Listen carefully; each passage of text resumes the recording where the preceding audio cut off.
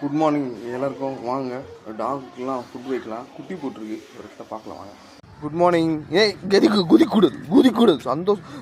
சந்தோஷம் வர இரு. இந்த இரு, சந்தோஷப்படாத. இந்த சந்தோஷமா இருந்தா சந்தோஷம் குழந்தைக்கு அப்படியே சந்தோஷமா இருப்பாரு. சார் குட் மார்னிங், வணக்கம். இந்த சாப்பிட்டுலாம் உணவு அளிங்க, நல்லது. வா, எங்கே போகிற? வா, இங்கே போ சாப்பிடு. வா. வீட்டில் வளர்த்த நாய், யாரோ விட்டுட்டு போயிட்டாங்க. செம்ம நன்றியோடு இருக்கும். என்னடா போ சாப்பிட்டியா? என்னப்பா சாப்பிடு.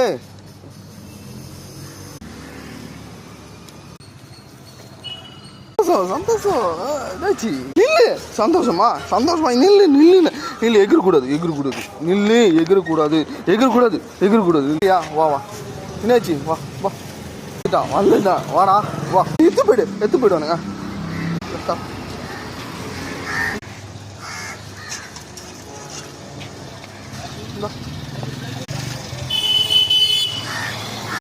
ஜானி என்னடா? டேய் தலை ஓடே. சாப்பிட்டவங்களே ரிப்பீட் வரக்கூடாது. தருவா. குட்டி போட்டாடா. குட்டி இருக்குடா. இன்னொரு குட்டி வேற எத்தனை குட்டி இல்லை, தொடக்கூடாது. ஏய்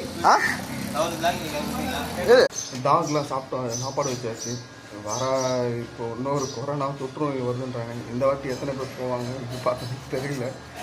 எல்லோரும் நல்லாயிருக்கும், சந்தோஷமாக இருக்கும். ஏன்னா போன கொரோனாலே செம்ம அடி, அதிலேருந்து வெளில வர்றதுக்கே ரொம்ப கஷ்டமாயிடுச்சு.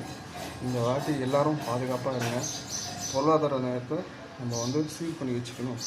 தேவையில்லாத பொருட்கள்லாம் வாங்காதீங்க. இப்போ இன்றைக்கி கூட ஒரு பேப்பரில் பார்த்தேன், அண்ணா நகரில் ஒரு சிறுமி பலாத்காரம்.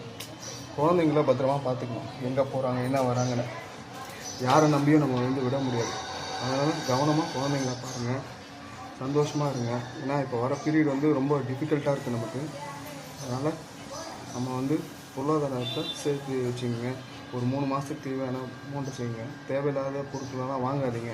ஏன்னா எப்போ நமக்கு லாக்டவுன் போடுறாங்களோ போடலன்னு தெரியாது. இருந்தாலும் நம்ம சேஃப் அண்ட் சைட்லேயே நம்ம இருக்கணும். வரலன்னா நம்ம சந்தோஷம், வரலன்னா வந்தால் ரொம்ப நமக்கு இதாக இருக்கும். அதனால் பொருளாதார நேரத்தையும் மெடிக்ளைம் கம்பல்சரி வச்சுங்க. அது நமக்கு யூஸ் ஆகும்.